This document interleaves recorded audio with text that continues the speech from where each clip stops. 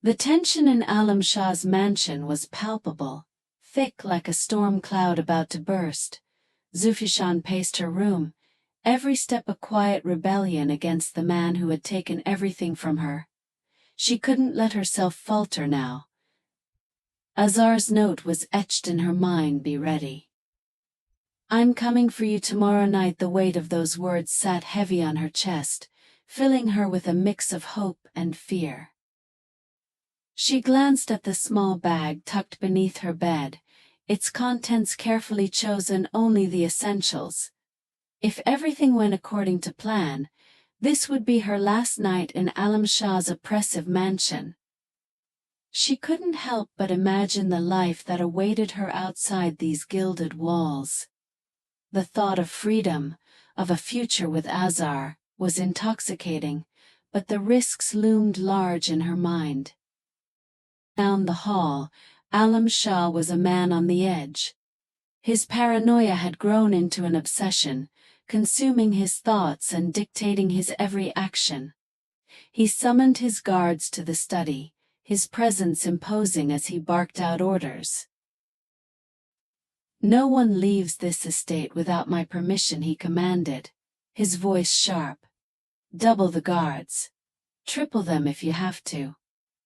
Zufishan thinks she's clever, but she's just a naive girl. I'll catch her before she even thinks of running." The guards nodded, their faces a mix of fear and compliance. They had seen Alam Shah's wrath before, and they knew better than to test him. Alam Shah's mind raced as he paced the study. He had underestimated Zufishan once, but he wouldn't make the same mistake again. He clenched his fists, his nails digging into his palms. The thought of her escaping with Azar made his blood boil. She was his, and no one, not even Azar, would take her away from him. The following night arrived, and with it, an atmosphere of charged anticipation. Zufishan sat on the edge of her bed, her heart pounding as she listened for any sign of movement outside her door. The mansion was eerily quiet, the calm before the storm. In the distance, faint voices and the crunch of gravel signaled the arrival of the police. Inspector Naim had kept his promise, staging a surprise inspection to create a diversion. Zufishan's hands trembled as she heard the muffled commotion outside. It was time. It was time. A soft knock at her door snapped her out of her thoughts. The loyal servant who had risked so much for her stood there, his face pale but determined. "It's time. Begum Sahiba," he whispered. "Follow me." Zufishan nodded, grabbing her bag and slipping it over her shoulder. She followed him through the labyrinthine halls of the mansion, her every step a calculated risk. The flickering glow of distant lanterns illuminated their path, casting long shadows that danced ominously on the walls.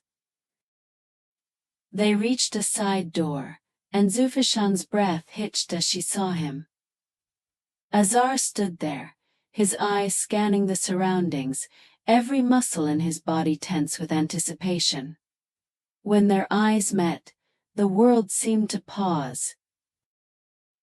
"Azar," she whispered, rushing into his arms. For a moment the weight of the past months melted away, replaced by the warmth of his embrace. "I told you I would come," he said, holding her tightly. Their reunion was short-lived. The sound of raised voices shattered the quiet, and Zufishan's heart sank. Alam Shah had been alerted. In the mansion's main hall, Alam Shah's fury erupted like a volcano. One of his guards, disheveled and out of breath, stumbled into the room. "Sahib," the guard gasped. "They're taking her." Alam Shah's face twisted with rage. "Stop them," he roared, his voice echoing through the grand space. "No one leaves this mansion alive."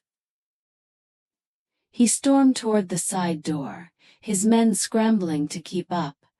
The sound of gunshots rang out, splitting the night as Alam Shah's guards engaged with the police outside. The chaos created just enough of a distraction for Azar and Zufishan to make their escape. Azar grabbed Zufishan's hand, pulling her toward the waiting car where her brother sat behind the wheel. "Go, go!" Azar shouted as they climbed in.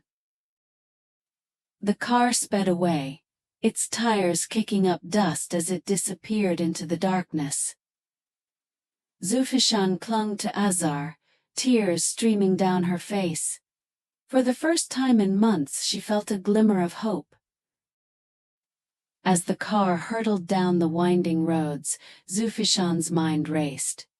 They had escaped the mansion, but Alam Shah's reach was long, and his wrath would not be easily quelled. She turned to Azar, her voice trembling.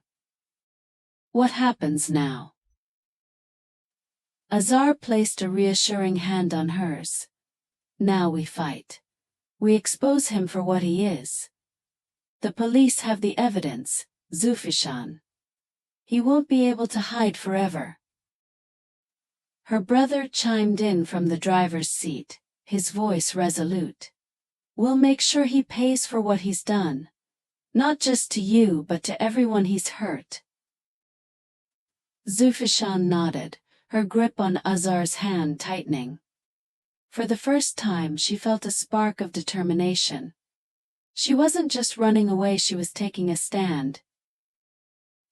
Back at the mansion, Alam Shah stood in the wreckage of his carefully constructed facade.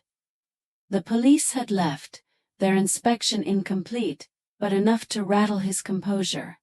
His men stood before him, their heads bowed in fear. "You failed me," he hissed, his voice low and dangerous. "You let them escape.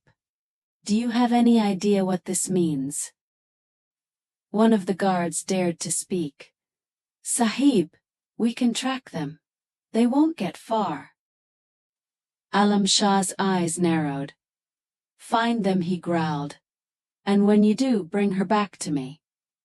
Azar, on the other hand. "Kill him."